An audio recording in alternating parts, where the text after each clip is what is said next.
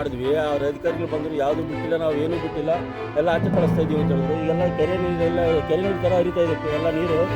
ನೋಡಿ ಅಲ್ಲಿ ಮುಂದೆಗಡೆ ದನ ಕರು ಕುಡಿದು ತಿಂಗಳಿಗೆ 2-3 ಹಸುಗಳು ಸಾಯ್ತಾನೆ ಇರ್ತವೆ. ನಾವೇ ಇರ್ತೀವಿ, ಅದಕ್ಕೆ ಇದೇನೂ ಕೊಡ್ತಾ ಇಲ್ಲ ಅವರು. ಎಲ್ಲ ಹಸುಗಳು ಎಮ್ಮೆಗಳೆಲ್ಲ ಸಾಯ್ತಾನೆ ಅವೆ, ತಿಂಗಳಿಗೆ 2-3 ಸಾಯ್ತಾನೆ ಅವೆ. ತಗೊಂಡೋಗೋದು ಮುಚ್ಚೋದು ನಾವು ಅದೇ ಮಾಡ್ತಾ ಇದ್ದೀವಿ. ಯಾರು ಇದಕ್ಕೆ ರೆಸ್ಪಾನ್ಸೇ ಇಲ್ಲ ಅವ್ರ ಅಧಿಕಾರಿಗಳು. ಸುಮ್ಮನೆ ಬರ್ತಾರೆ, ಒಂದು ಮಾತಾಡ್ತಾರೆ, ನಮ್ಮ ಹತ್ರ ಒಂದು ಲೆಟರ್ ತಗೊಳ್ತಾರೆ, ಒಳಗೋಗ್ತಾರೆ, ಅಷ್ಟೇ ನಮ್ಮದು. ತಿರುಗಿ ಅವ್ರು ಏನು ನಮ್ಗೆ ಉಪಯೋಗ ಮಾಡ್ಕೊಂಡಿದ್ದಿಲ್ಲ. ಮುತ್ತೆಲ್ಲ ಸ್ಮೆಲ್ ಬರ್ತದೆ.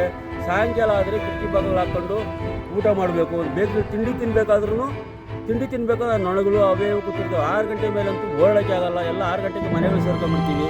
ಊಟದಲ್ಲೂ ಅವೇ, ಅಡುಗೆ ಮನೆಯಲ್ಲೂ ಅವೇ, ಬೇಕರಿಗಳಲ್ಲೂ ಅವೇ. ದನ ಕರುಗಳಂತೂ ತಿಂಗಳು 2-3 ಸಾಯ್ತಾನೆ ಇರ್ತವೆ. ಅದಕ್ಕೆ ಯಾರೂ ರೆಸ್ಪಾನ್ಸ್ ಕೊಡ್ತಾ ಇಲ್ಲ. ದಯವಿಟ್ಟು ಇದನ್ನು ನಮಗೆ ಬೇರೆ ಕಡೆ ಶಿಫ್ಟ್ ಮಾಡಿ ಒಳ್ಳೇದು ಮಾಡ್ಕೊಡ್ಬೇಕಂತ ಅಧಿಕಾರಿಗಳಿಗೆ ನಾವು ಕೋರ್ಕೊಳ್ತೇವೆ. ಆಂಜಿ ಅಂತ.